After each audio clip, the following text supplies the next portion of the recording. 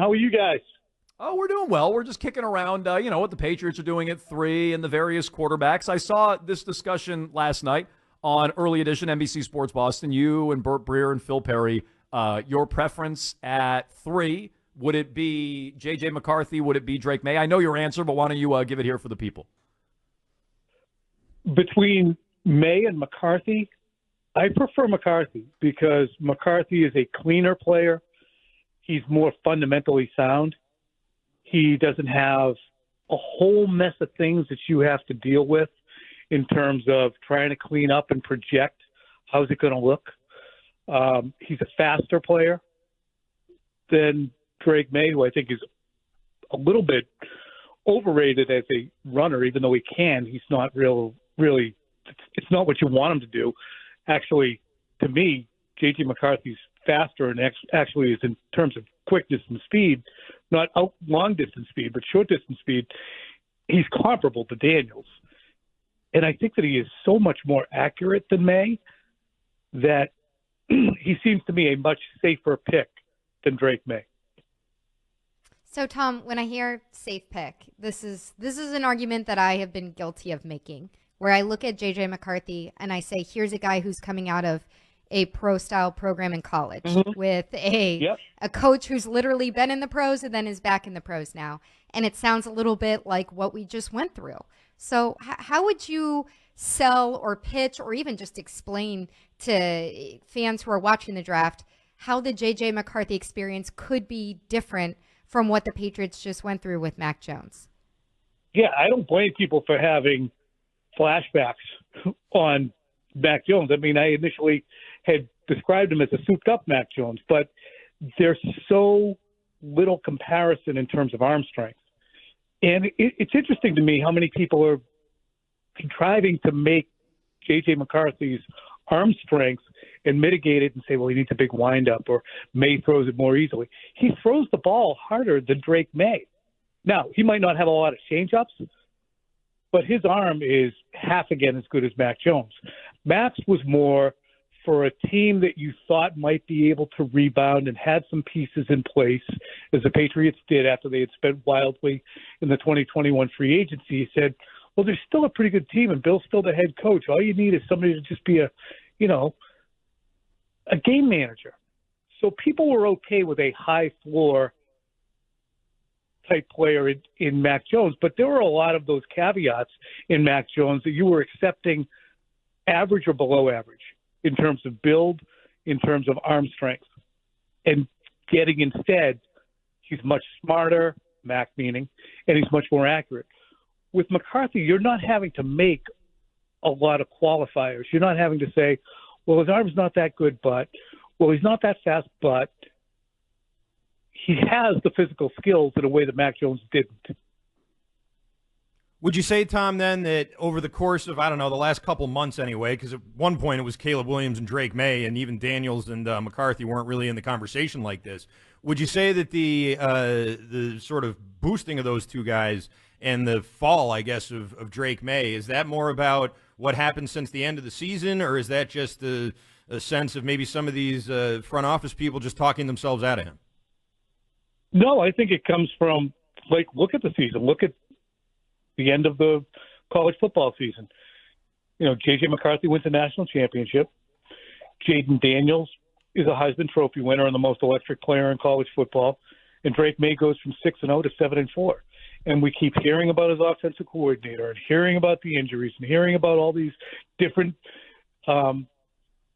things, tribulations that he had to deal with. But to me, Jaden Daniels was passing Drake Maye during the season. And J.J. McCarthy, I think, when you start to really – I'll give you this anecdote. Phil was at the Combine. He spoke to a well-respected, highly trusted person with a good grasp on things here in New England and said to him, so it's the three quarterbacks? And the individual said, probably four. McCarthy will be up there, meaning all four could go in the top four picks. So people were up on that in January and February, and most likely, given that they were talent evaluators, going back into December as well, that J.J. McCarthy was a guy who needed to be looked at. It's just dawning on us now because we all generally arrive a little later to the party. Although we're earlier this year because the team isn't drafting 28th. No, that's true. We're much more aware of it. And he's Tommy Curran, NBC Sports Boston. He joins us here each and every Thursday at 3:30 on Jones and Mego with Arcan. Shifting gears here, Tom, you wrote earlier in the week that the Patriots are looking for a massive haul if they're going to move out of pick 3, larger than what San Francisco got in 2021, or San Francisco gave up, rather, in 2021 to Miami. They got 3 first-rounders plus a third. I mean, I interpret that as the Patriots don't want to move. Am I wrong to assume that? Because I don't know that anybody's going to offer a heck of a lot more than San Francisco gave up back in 2021. No, but I would say this. You should interpret it that way, I think, Adam. Just their default has always been, we need a quarterback and a head coach. We'll find out how we're doing with these 2 operations, but let's get 2 in place right now and see how it's coming. So they have always been of that mind. We're going to try and staff these positions. That's been their default. So to move them off of that, especially in a draft when all 4 of these quarterbacks could be good, which would be eye-opening, but all 4 of them have the potential to be good to very good to excellent. So the Patriots have to be blown out of that spot. To me, they are well within their rights to ask for 4, though, because when you look at that 2021 draft, when it went Trevor Lawrence, Zach Wilson, Trey Lance, it was a COVID year. It were less accomplished players, and there were many, many, many more question marks about Trey Lance than there are currently about whether it be Drake Maye or J.J. McCarthy. So whoever comes up to 3 is getting a more sure thing than what San Francisco got when they gave up 3. So I don't blame the Patriots or anybody up there saying, you got to give up a lot because these guys might be really friggin' good. Okay, so this is something that you said that's really interesting to me because something that you answered to Arcan about. Nice. And to me is you're saying like, hey, with Mac Jones, we kind of, and I'm paraphrasing you, so tell me if I'm off base, but we had all these qualifiers with Mac Jones to make Mac Jones work. And now it sounds like since the middle of the college season to the end of it to now, we're kind of doing the same thing in a way with Drake Maye, where we're saying, well, he had these weapons leave. He has this offensive coordinator. Is it possible that Drake Maye is kind of like the anti-Mac Jones, but we're having qualifiers? Yeah. But we're having qualifiers in the same way in this situation? Yeah, I mean, he fits the suit. Like Tony Bravo. He's 6'5", 230, thick neck. I mean, he is. Does he have a thick neck? I hadn't got. That's further into research than I've gotten. He has a thick neck. Neck girth. We'll get to the neck later. His neck is as thick as Tyquan Thornton's wrists are skinny. So mark that down.